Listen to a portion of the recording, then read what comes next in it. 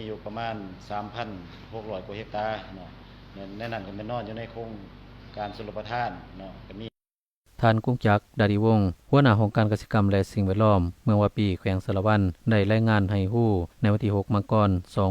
2026นี้ว่าทั่วเมืองวาปีมีโครงการชลประทานที่สามารถสนองนำให้แก่การผลิตข้าวในฤดูแล้งทั้งหมด17โครงการในนั้นโครงการฝ่ายน้ำล้น2แห่งมีบ้านที่ทำการผลิตได้จำนวน21บ้านการผลิตฤดูแล้งปี2026เมืองวาปีมีแผนจะผลิตข้าวนาแซงให้ได้ในเนื้อที่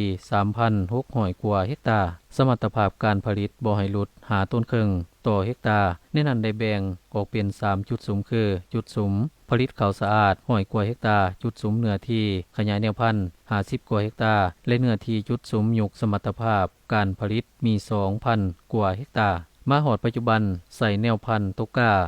169ต้นเท่ากับ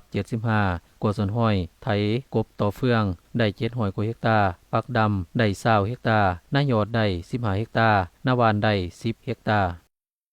แผนการผลิตในฤดูแล้งปี2026สำหรับเมืองของข้าพเจ้านี้เนาะวางไว้ก็มีอยู่ประมาณ 3,600 กว่าเฮกตาร์เนาะ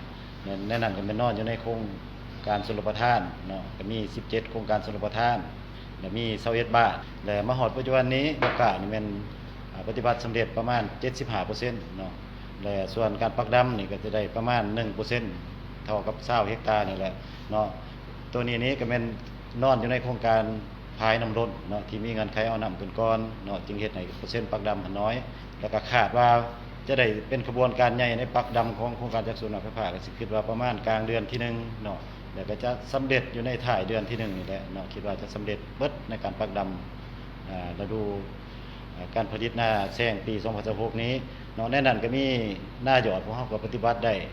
15เฮกตาร์เนาะแล้วก็มีหน้าวานอีก10เฮกตาร์